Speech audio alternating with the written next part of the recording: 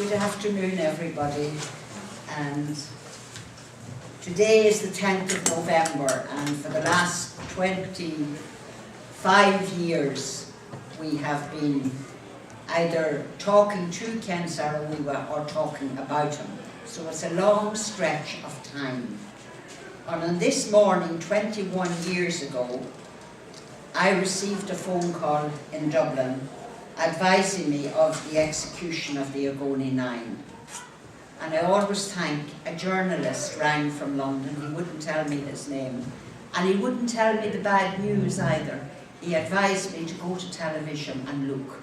Such a sensitive way a Nigerian would tell you what to do. Couldn't tell you the bad news, but wanted me to know, go to Sky and just look. I had known the day before, they had kept in contact with me, that the hangmen or the executioners came from the north of the country, had arrived in Port Harcourt and were waiting to do their awful task. Ken Saro-Wiwa was supposed to be silenced with the 8 others. He had received the ultimate attempt at silencing by hanging. His crime, to speak and challenge the state and Shell about the destruction of the Ogoni landscape by oil pollution and the powerlessness of small communities, including his own, the Ogoni. 21 years later, the silence has not been achieved. And I just want to say thank you for the book, Silence Would Be Treason. It's a wonderful title, and I was invited to give the title of the book to Maynooth Library when they were publishing this book.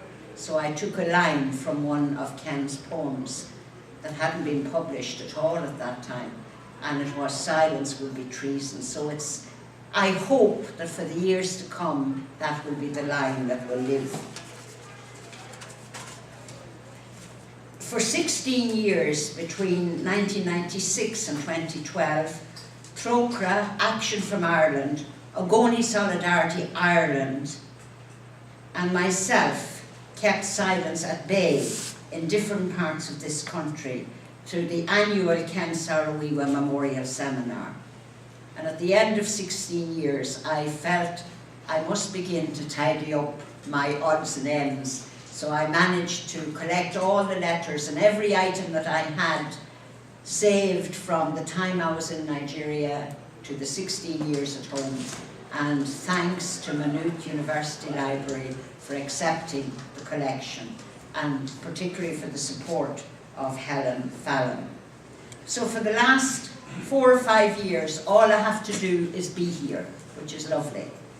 There's been a permanent space set up to make sure that silence does not prevail. We have the Ken Saro-Wiwa Audio Archives, very significant, the name. The book, Silence Would Be Treason, and then the annual commemoration. And for all of these, I want to sincerely thank you. I've been part of the Ogoni story for almost 25 years, and it has been a very traumatic, an extraordinary story. But it has been a story of words and writing, which I think I appreciate a lot. As Helen said, today is especially tragic because in thinking of Ken Jr., we learn a little bit more about the cost in challenging silence. Ken's son died, he was 47 years old, his father was 52, in London last month. And he will be buried on 11th of November in London tomorrow. So I feel extremely privileged to be here for the anniversary and to be able to offer our condolences to the family of Ken Jr. in London, who at this moment are preparing for a private funeral. There will be a public tribute to him in London on the 28th of November.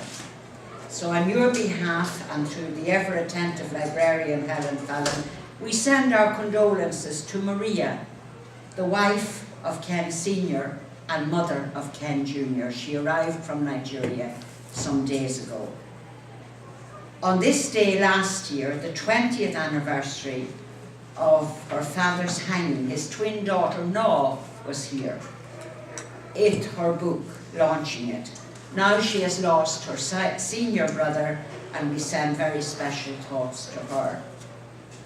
Now, as much as possible, my little tribute or memorial will be in the words of Ken, the father, and Ken, the son. In the preface, well, before the preface, at the end of the first 5 years, Ken Jr. wrote a book, In the Shadow of a Saint. And he could never forget that his father's life and dedication shaped his whole life very much against his will. He wanted to be a sports journalist and was well on the way to being that. And his whole life had to turn around. And I think that's what's tragic for me, because now he has died at 47. So really he had no real free life of his own. And maybe a little lesson from what happens in activists' lives. I was in Toronto when he launched his book, In the Shadow of a Saint, and he wrote a beautiful dedication in the book to me, and I'm going to share it. Majella, your thoughts, always insightful, always full of compassion, have informed much of this, the book. I will never forget our first meeting, how you managed to convey my father's love for me, for my mother, from his detention cell. Thank you for being the go-between, a messenger with a message, with incalculable results, this, the book, being one of them.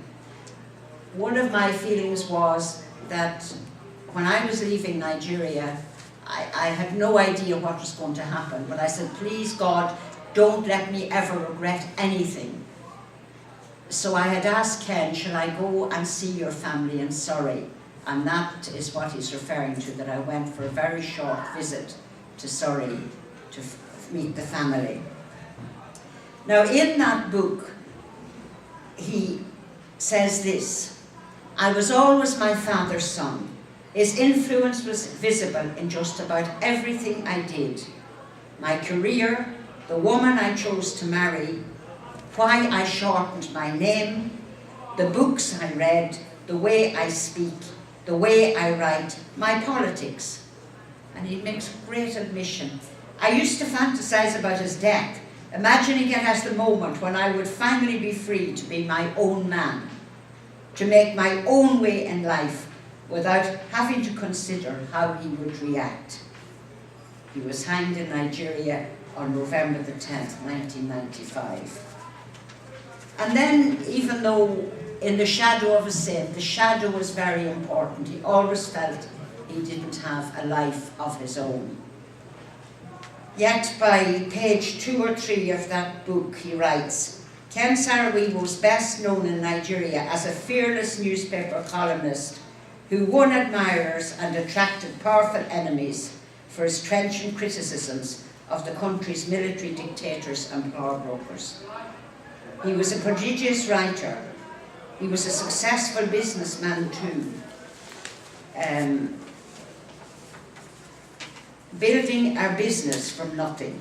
He was a man of many parts, poet, writer, environmentalist, businessman, and a Nobel Prize nominee. He left behind a complicated personal and political legacy, and I, his first son and namesake, was expected to carry on from where he had left off. And I just mentioned a Nobel Prize nominee.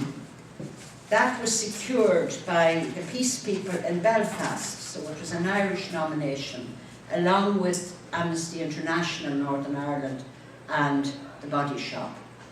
And that he arrived on the 10th of October, 1 month before his father was hanged, to accept the nomination. And he came down to Dublin and he spoke in Trinity at the One World session that was on, and stayed with a friend of your mother's, Alma Schlepper, who was in Amnesty International. He stayed with her for 3 or 4 days. And he explains that it was horrendous trying to save his father's life. I was in New Zealand when I heard the news. I had gone there to lobby Nelson Mandela and the heads of state of the Commonwealth countries. I was 26 years old and found myself on a world stage, blinking in the spotlight and bewildered by the strength of the forces and passions that my father's death had unleashed. I left the stage altogether, pleading political naivety and the need for time and space to deal with losing my father. Now, just a little bit, because there's so much of this very personal, that I thought I would share this line, that I discovered that heart problems were in the Saro-Wiwa family. And his brother, Tatum, was a third-year student in Eton College, and one day he was playing rugby and collapsed and died. And that was just at the point that the campaign was beginning. And I think we know about sports deaths in this country among young people. It happens to our young men quite a lot. And this is the father writing now in another book. On the Ides of March, the sad news came of the sudden death of my youngest son, Tatum. I had to go to England to complete the funeral obsequies of my lovely 14-year-old boy, whose soul, please God, may find eternal peaceful rest. But he had to come straight back and into the campaign after that, and that created shocking pain and hurt in his immediate family. Where is our father when all this is happening? And I was in Nigeria when the book A Month and a Day was written, and well, it was published in 95, so it was probably 93, 94. And you know, you get used to activists and their little ruses, so I thought that maybe his pretense that he was ill in prison was a chance to get out to a clinic for a bit of rest and a bit of contact. So, and I mistrusted him on that, but it was nothing to do with me. You go into the office, he's gone. Where is he gone? He's gone into detention again, or he's been arrested. But he writes this: I have been impressing on the Owerri police the need to let me have proper medical attention. Dr. Idoko was around on a daily basis to check my blood pressure and to do whatever he could to reassure me. He had recommended that I be transferred to a clinic. And he says that permission to do that had to come from the military in Lagos. And he says, on hand to guard me at the clinic were 6 armed men of the police mobile force, who were there 24 hours a day, and you know he was less than 5 foot. Each watch lasted 12 hours and sometimes 24.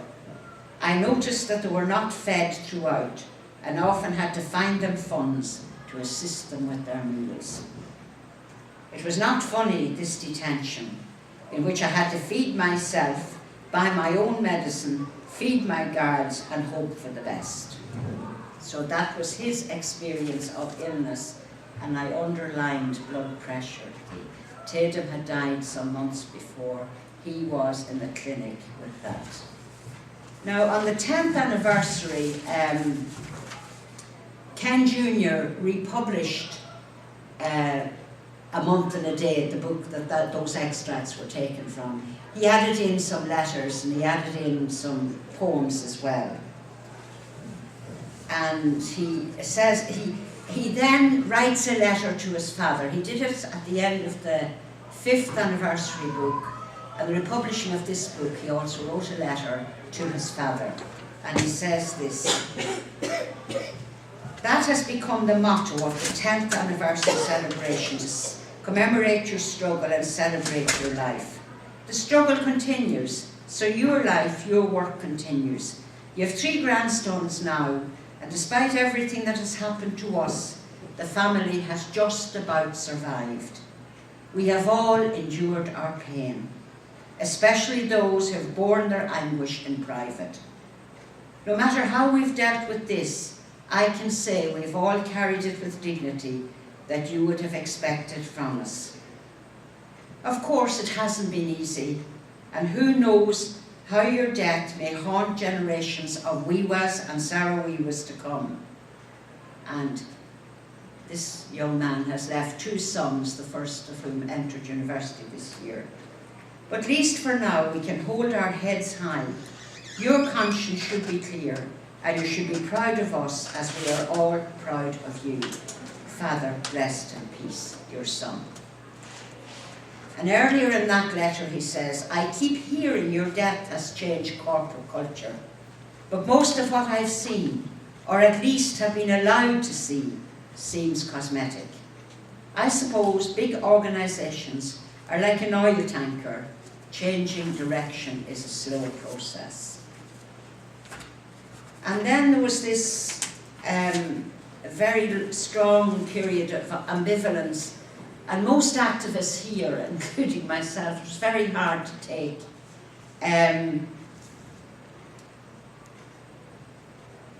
The federal government released the bodies of the Ogoni 9 after a number of years.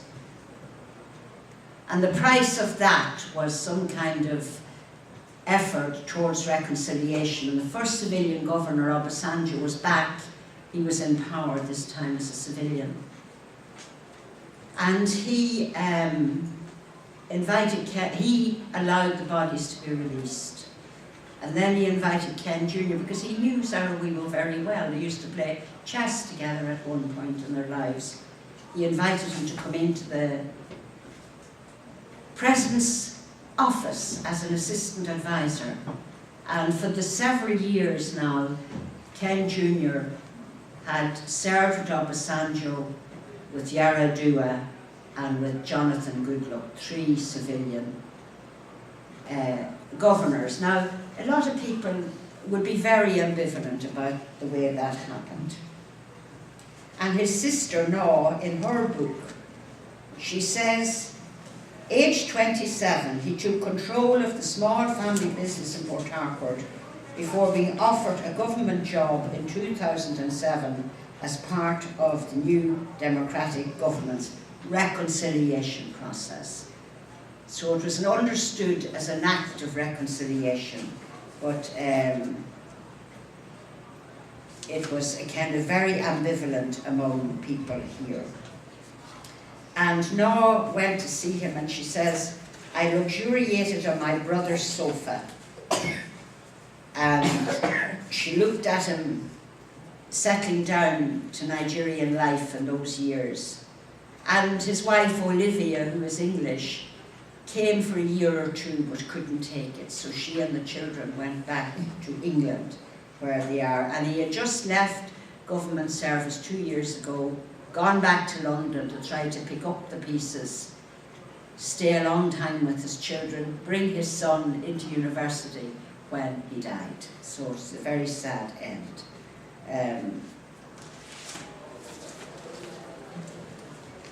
And she talks about when she visited Abuja, which is the headquarters, and to see her brother.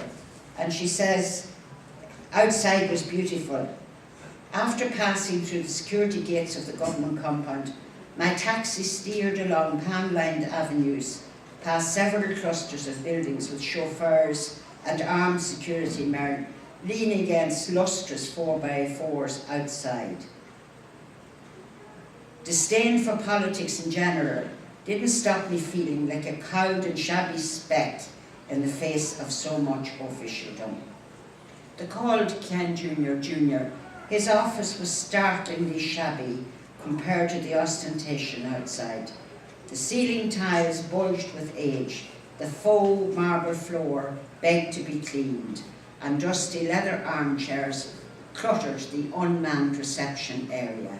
I had expected a classier outfit for someone in Junior's position as an assistant advisor to the president. So she was very disappointed with what she found.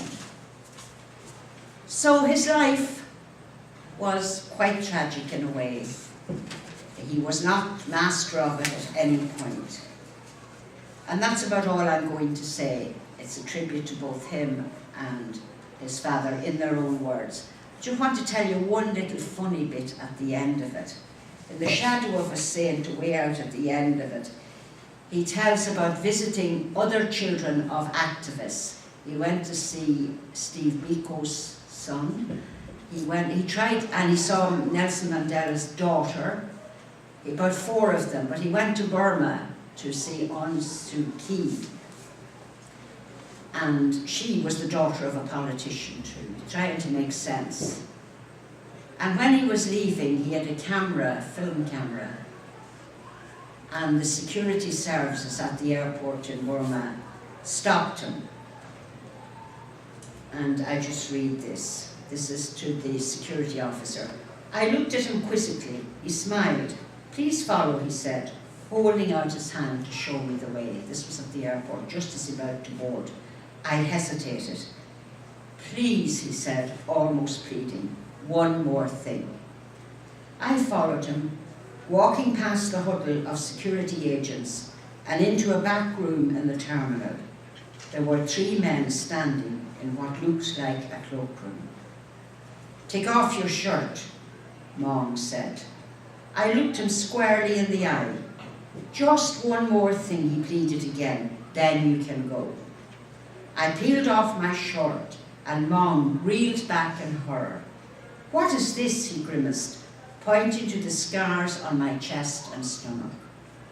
I had an operation, I said, laughing. I have a pacemaker in here. He looked horrified. I invited him to touch the scar on my stomach. No, it's okay, no problem, you can go now. As he led me out to the bus that was waiting to take passengers to the plane, he started talking about the World Cup.